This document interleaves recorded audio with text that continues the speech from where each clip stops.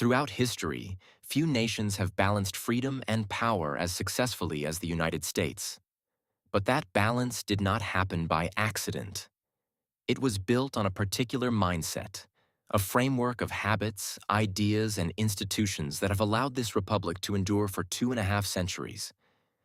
When Americans declared independence, they were not stepping into the unknown. The colonies already had assemblies, councils, and courts that reflected a living tradition of self-government. Independence simply redirected authority from London into structures people already understood and trusted. The goal of that struggle was clear. It was not to reshape human nature or overturn society, but to secure rights that Americans believed were already theirs. That focus gave the revolution direction and restraint. It turned a rebellion into a project of lawful freedom, not utopian reinvention. Out of this mindset came a deliberate design for divided power. The Constitution scattered authority across state and federal levels, gave 2 chambers to Congress, and kept the executive and judiciary distinct. The founders assumed people were ambitious and imperfect, so they created a system that forced ambition to counteract imperfection. Beneath that design was a core belief: rights come before the state. Government exists to protect them, and it must be limited by written law and legal restraint. Across the Atlantic, the French Revolution followed a very different course. When the old monarchy fell, there were no living traditions of broad self-rule strong enough to replace it. The revolutionaries tried to sweep away the past completely and rebuild society from the ground up.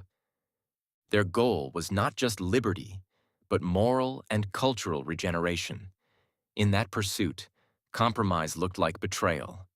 Dissent began to look like treason. And the revolution's idealism slid toward terror. Power came to rest in the center, blending legislative, executive, and judicial forces under committees that ruled by emergency.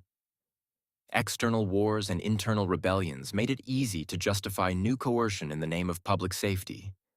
And the belief in a single general will turned disagreement itself into a crime. These 2 revolutions, the American and the French, show more than history.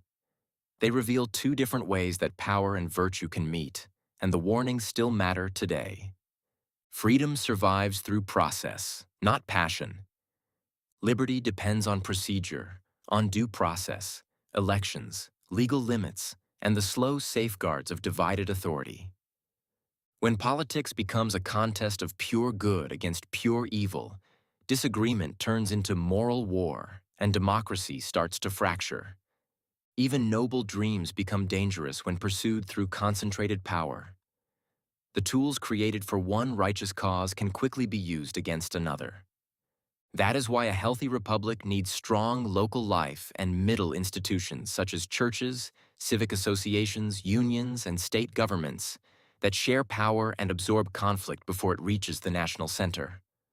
When everything funnels toward a single authority, every argument begins to feel existential, and emergencies never seem to end. The United States of America was never about achieving moral perfection. It was about liberty governed by law, where passion lives within boundaries and ideals are measured by process. The French experiment showed what happens when virtue seeks power with no limits. The survival of the American Republic depends on remembering which of those paths we are walking, especially in moments when righteousness feels most urgent. The 3-branch government system encompassing we the people, while staying away from too much centralized power, is the best system. It is a republic for long-term freedom and democracy for all its citizens. Liberty under law or virtue through power, the choice remains.